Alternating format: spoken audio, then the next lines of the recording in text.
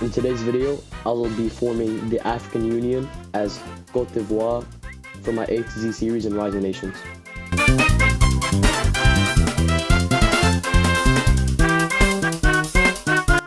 Once I load in, I go factory output 2, ignore safety regulations and improve infrastructure, and build a motor factory, steel, electronics, fertilizer, and civilian factory to get consumer goods before anyone else in the server. In this server, there was no Nigerian player, which was very good for me as I didn't have to worry about them invading me early game, which made it much easier for me to expand into West Africa. Yeah, so while I was making my tanks, as this country only started off with 5 oil, I went to oil shortage and that ruined my manpower gain. So I decided to just use it all for tanks and basically just set those tanks out to die when they capture cities. So that was a really big mess up for me early game, but I was able to recover. While I was taking most of Africa, I made sure to focus on my resources and mining the tungsten, phosphate, as those are like really good to get, as most countries don't know how to mine, so I can't rely on buying those resources from other countries.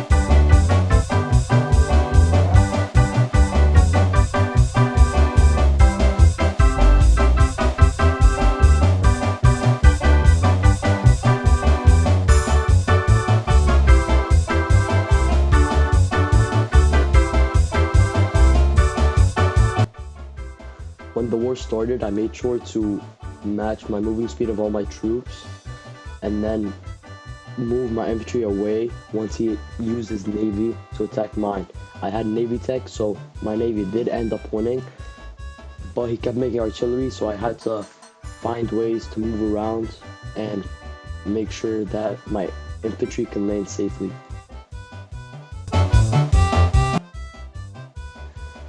And then I set my submarines to kill his battleships because they didn't have a destroyer to help out.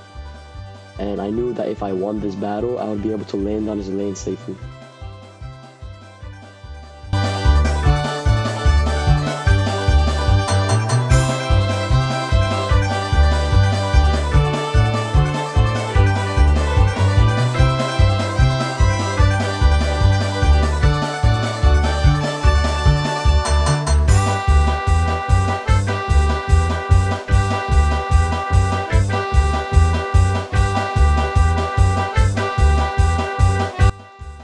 Once I landed, I sent my infantry to take some cities before I go for his capital, but then like a normal Rising Nations player scorched, and then he made up an excuse about how he already formed and he didn't care. Like, bro, I don't care. You full scorched and you lost. I don't know why you're trying to make excuses for it.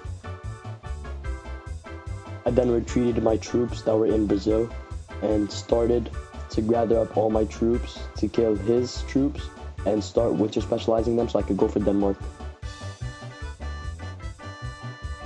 I told Denmark that he should start prepping troops because I was going to come for him, so he could be a little bit prepared when I attack him.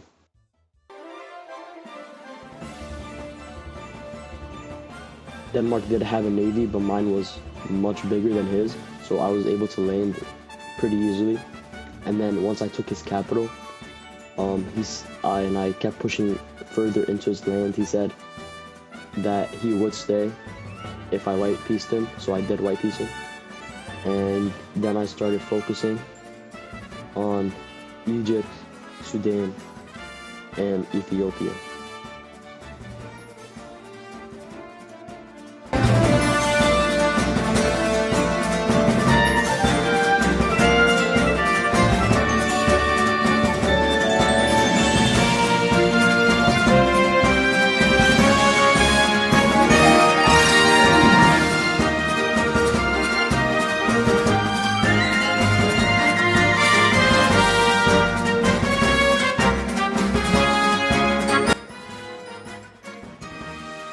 Before I was able to fully take over the Holy Roman Empire, Egypt, Sudan, and Ethiopia all justified separate war goals on me, and then they cleared on me. Honestly, I don't know what they were doing, but they got defeated really easily. So after that, I got like high war exhaustion, but it wasn't a problem. So I kept pushing them to get all the lands I needed to form African Union, and then I eventually did.